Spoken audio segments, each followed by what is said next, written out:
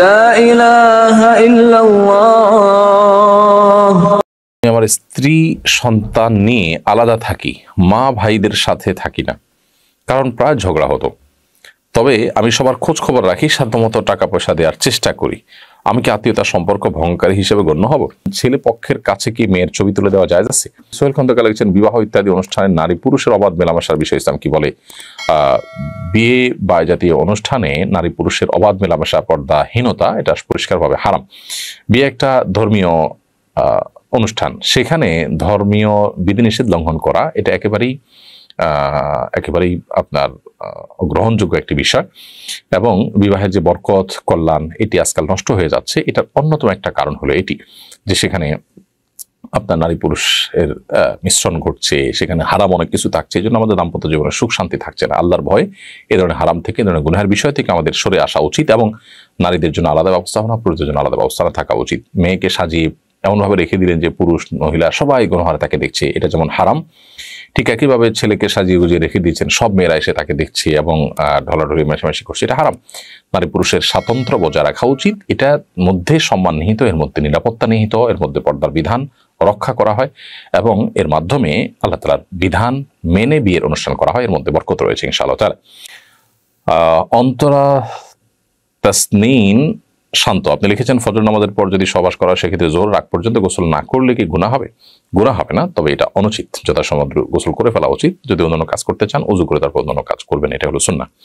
ফারহানা আক্তার লিখেছেন, ছেলে পক্ষের কাছে কি মেয়ের ছবি তুলে দেওয়া জায়েজ আছে?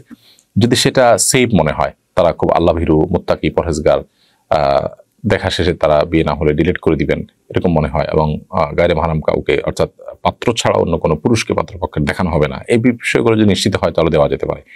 তা না হলে দেওয়া উচিত না, প্রয়োজনে তাদেরকে দেখানো যেতে পারে নিজেদের মোবাইল ইত্যাদি থেকে।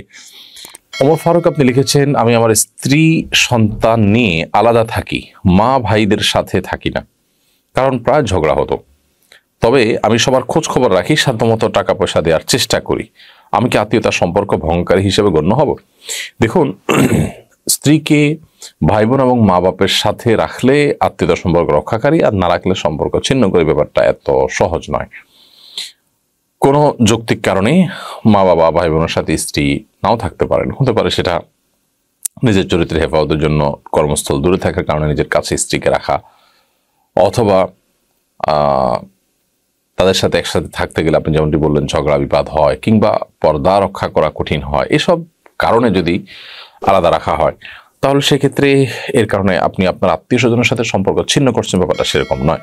আত্মীয়র সাথে সম্পর্ক রক্ষা করা, ছিন্ন করার সাথে স্ত্রী তাদের সাথে থাকার না থাকার সম্পর্ক নেই, বরং এর সম্পর্ক এলো যে আপনি যোগাযোগ তাদের সাথে রক্ষা করছেন কিনা, এর সম্পর্ক হলো আপনি তাদের সাথে আসা যাওয়া ঠিক রেখেছেন কিনা, খোঁজ খবর নিচ্ছেন কিনা। যদি খোঁজ খবর নেন, আসা যাওয়া ঠিক মতো রাখেন এবং তাদের প্রতি আপনার যে কর্তব্য আছে সেই কর্তব্যগুলো আপনি ঠিক মতো আদায় করে যাচ্ছেন, তাহলে ইনশাআল্লাহ আপনি আত্মীয়তার সম্পর্ক রক্ষাকারীদের মধ্যে কাতারে থাকছেন। তবে আপনার স্ত্রী সেই ঘরের বউ হিসাবে তার উচিত শ্বশুর শাশুড়ি এবং আপনার ভাই বোন তাদের সাথে শরিয়ার নীতিমালা মেনে তাদের সাথে সুসম্পর্ক বজায় রাখা যতটুকু সম্ভব হয়, কিন্তু এর জন্য একসাথে থাকতে হবে ব্যাপারটা সেরকম না। লা ইলাহা ইল্লাল্লাহ।